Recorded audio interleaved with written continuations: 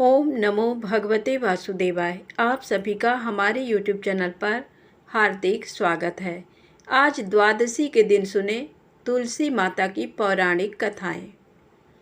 शिव पुराण के अनुसार पौराणिक समय में दैत्यों का राजा दंभ हुआ करता था। वह बहुत बड़ा विष्णु भक्त था। कई सालों तक उसके यहाँ संतान नहीं होने के कारण उसने शुक्राचार्य को अपना गुरु बनाकर उनसे श्री कृष्ण मंत्र प्राप्त किया। ये मंत्र प्राप्त करके उसने पुष्कर सरोवर में घोर तपस्या की।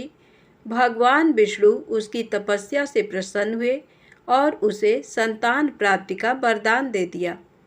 भगवान विष्णु के वरदान से राजा दंभ के यहाँ एक पुत्र ने जन्म लिया। इस पुत्र का नाम शंखचूड़ रखा गया। बड़ा होकर शंखचूड़ ने ब्रह्मा जी को प्रसन्न करने के लिए पुष्कर में घोर तपस्या की। उसकी तपस्या से प्रसन्न होकर ब्रह्मा जी ने उसे वरदान मांगने को कहा। तब शंखचूड़ ने वरदान मांगा कि वह हमेशा अजर अमर रहे, वह कोई भी देवता उसे नहीं मार पाए। ब्रह्मा जी ने उसे ये वरदान दे दिया और कहा कि वह बद्री बन जाकर धर्मध्वज की पुत्री तुलसी जो तपस्या कर रही हैं उससे विवाह कर लें। शंखचूड़ ने वैसा ही किया और तुलसी के साथ विवाह के बाद सुखपूर्वक रहने लगा। उसने अपने बल से देवताओं, असुरों, दानवों, राक्षसों, गंधर्वों, नागों, किन्नरों, मनुष्यों तथा त्रिलोकी के सभी प्राणियों पर विजय प्राप्त कर ली। वह भगवान श्री कृष्ण का परम भक्त था। शंखचूड़ के अत्याचारों से सभी देवता परेशान होकर ब्रह्मा जी के पास गए और ब्रह्मा जी उन्हें भगवान विष्णु के पास ले गए। भगवान विष्णु ने कहा कि शंखचूड़ की मृत्यु भगवान शिव के त्रिशूल से ही होगी, अतः आप उनके पास जाएं। भगवान शिव ने चित्ररथ नामक गण को अपना दूत बनाकर शंखचूड़ के पास भेजा। चित्ररथ ने शंखचूड़ को समझाया कि वह देवताओं को उनका राज्य लौटा दे, परंतु शंखचूड़ ने मना कर दिया और कहा कि वह महेश्वर से युद्ध करना चाहता है। भगवान शिव को जब ये बात पता चली तो वे युद्ध के लिए अपनी सेना लेकर निकल पड़े। इस तरह देवता और दानवों में घमासान युद्ध हुआ, परंतु ब्रह्मा जी के वरदान के कारण शंखचूड़ को देवता नहीं हरा पाए। भगवान शिव ने शंखचूड़ का वध करने के लिए जैसे ही अपना त्रिशूल उठाया तभी आकाशवाणी हुई कि जब तक शंखचूड़ के हाथ में श्री हरि का कवच है और इसकी पत्नी का सतीत्व अखंडित है तब तक इसका वध असंभव है। आकाशवाणी सुनकर भगवान विष्णु वृद्ध ब्राह्मण का रूप धारण कर शंखचूड़ के पास गए और उससे श्री हरि कवच दान में मांग लिया। शंखचूड़ ने वह कवच बिना किसी संकोच के दान कर दिया। इसके बाद भगवान विष्णु शंखचूड़ का रूप बनाकर तुलसी के पास गए। शंखचूड़ रूपी भगवान विष्णु ने तुलसी के महल के द्वार पर जाकर अपनी विजय होने की सूचना दी। ये सुनकर तुलसी बहुत प्रसन्न हुई और पति रूप में आए भगवान का पूजन किया व रमण किया। ऐसा करते ही तुलसी का सतीत्व खंडित हो गया और भगवान शिव ने युद्ध में अपने त्रिशूल से शंखचूड़ का वध कर दिया। तब तुलसी को जब पता चला कि वे उनके पति नहीं हैं बल्कि वे तो भगवान विष्णु हैं, क्रोध में आकर तुलसी ने कहा कि आपने छलपूर्वक मेरा धर्म भ्रष्ट किया है और मेरे पति को मार डाला, अतः मैं आपको श्राप देती हूँ कि आप पाषाण होकर धरती पर रहें। तब भगवान विष्णु ने कहा, देवी तुम मेरे लिए भारतवर्ष में रहकर बहुत दिनों तक तपस्या कर चुकी हो। तुम्हारा ये शरीर नदी रूप में बदलकर गंडकी नामक नदी के रूप में प्रसिद्ध होगा। तुम पुष्पों में श्रेष्ठ तुलसी का वृक्ष बन जाओगी और सदा मेरे साथ रहोगी। तुम्हारे श्राप को सत्य करने के लिए मैं पाषाण शालिग्राम बनकर रहूँगा। गंडकी नदी के तट पर मेरा वास होगा। प्रेम से बोले तुलसी माता की जय हो। अब आइए सुने राजा अम्बरीश की कहानी। राजा अम्बरीश राजा नाभाग के पुत्र थे। वह 7 द्वीपों के राजा थे। वह बहुत ही ब्रह्मज्ञानी और विष्णु भक्त थे। वह भगवान विष्णु की कथाएं सुनते और मंदिरों में दर्शन करने जाते। विष्णु भक्ति के आगे वह घर, स्त्री, पुत्र, धन धान्य सब कुछ तुच्छ समझते थे। एक बार भगवान विष्णु को प्रसन्न करने के लिए उन्होंने साल भर पत्नी सहित एकादशी का व्रत रखा। कार्तिक मास में व्रत जब समाप्त हुआ तो उन्होंने 3 दिनों तक उपवास किया। विष्णु भगवान का पूजन किया, ब्राह्मणों को 60,000 गौओं का दान दिया, संत महात्माओं को दान दिया और उन्हें भोजन करवाकर संतुष्ट किया। राजा अम्बरीश जब ब्राह्मणों को भोजन करवाने के पश्चात पारण करने लगे तो उसी समय दुर्वासा ऋषि अतिथि के रूप में वहां आ गए।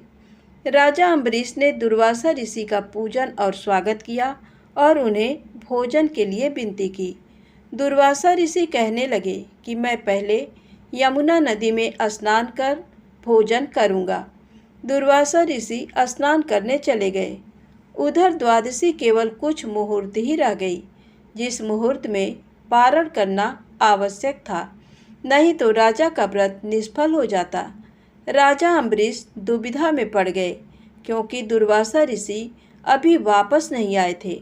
अगर अतिथि ब्राह्मण को भोजन करवाए बिना पारण करते तो पाप के भागीदार बनते, लेकिन पारण किए बिना द्वादशी व्यतीत हो जाने पर पारण का महत्व समाप्त हो जाता है।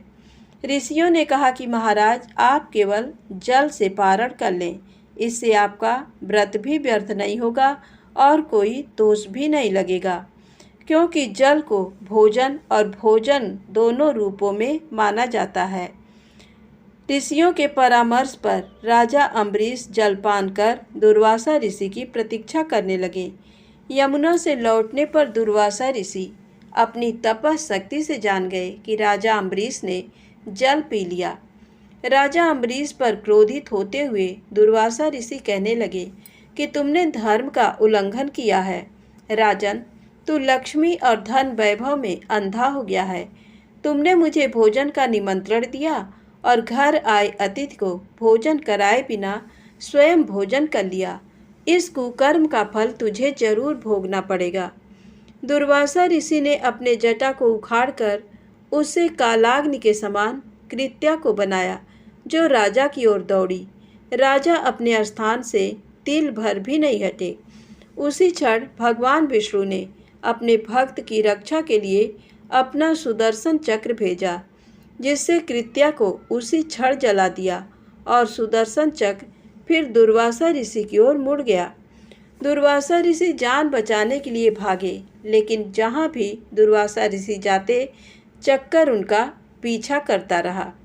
ब्रह्मा जी की शरण में गए तो ब्रह्मा जी कहने लगे कि विष्णु जी के तेज से मैं आपको नहीं बचा सकता।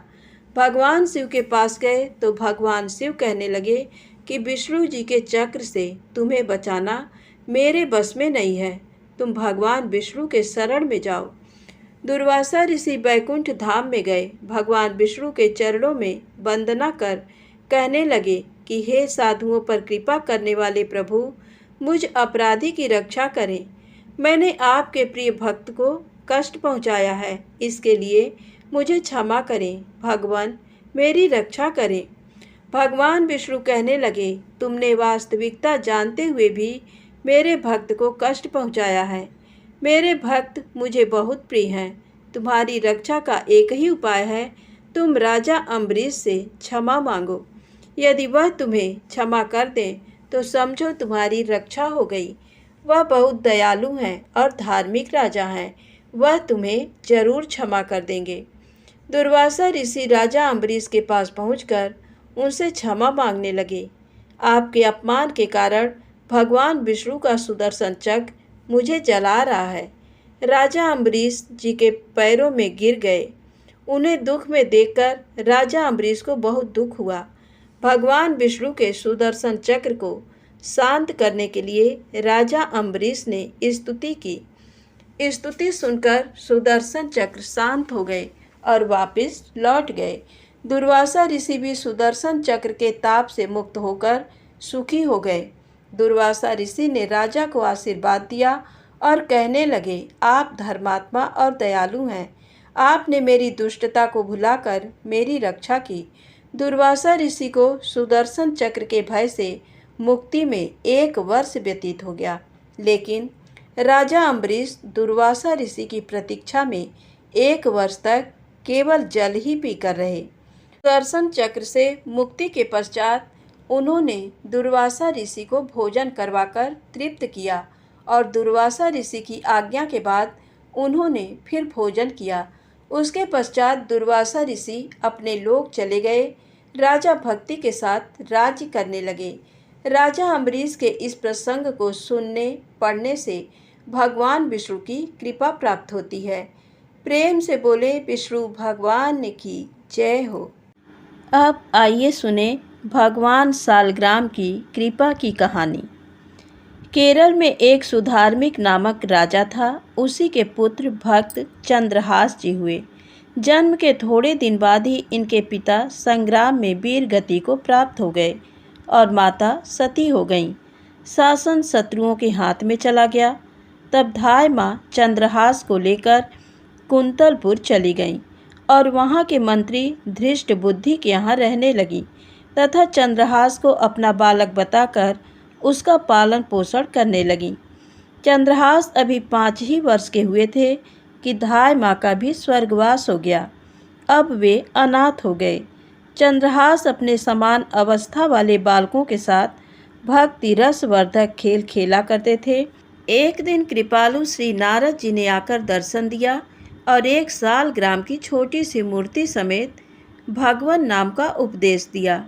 चंद्रहास जी नित्य उसकी पूजा करके उसे मुख में रख लेते थे। एक दिन धृष्ट बुद्धि के यहाँ ब्राह्मण भोज हुआ। संयोगवश चंद्रहास जी वहीं खेल रहे थे जहाँ ब्राह्मणों में प्रधान विद्वान बैठे थे।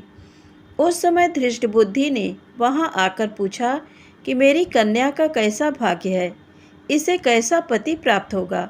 तब वे सब चंद्रहास की ओर संकेत करके बोल उठे कि यही तेरी कन्या का पति होना चाहिए। दासी पुत्र मेरी कन्या का पति होगा, ये जानकर वह लज्जा से घुल गया। धृष्ट बुद्धि बड़े सोच विचार में पड़ गया कि यदि ऐसा हुआ तो मेरी बड़ी अपकीर्ति होगी। इसलिए अब यही विचार ठीक है कि इस लड़के को मरवा डाला जाए। ऐसा निश्चय करके उसने बधिकों को बुलाकर कहा कि इसे मार डालो। धृष्ट बुद्धि की आज्ञा से बधिक लोग चंद्रहास को दूर निर्जन वन में ले गए और कहने लगे, हम तुम्हें मारेंगे, बताओ अब तुम्हारा रक्षक कौन है। चंद्रहास ने कहा कि मैं तुमसे केवल एक बात मांगता हूँ कि तुम लोग थोड़ी देर रुको, जब मैं कहूँ तब मुझ पर हथियार चलाना। बधिकों ने बात मान ली। चंद्रहास ने अपने मुंह से एक गोल सालग्राम की मूर्ति को निकालकर वन के पत्र पुष्पों से उसकी प्रेम पूर्वक सेवा की। मूर्ति को पुनः मुख में रखकर ध्यान में तल्लीन हो गए। प्रभु की छवि को हृदय में धारण कर नेत्रों के इशारे से बधिकों को मार डालने की आज्ञा दे दी। बधिक मूर्छित होकर गिर पड़े। थोड़ी देर बाद वे सावधान हुए। उनके हृदय में दया आ गई। चंद्रहास के बाएं पैर में 6 अंगुलियां थीं, जो एक दोष था।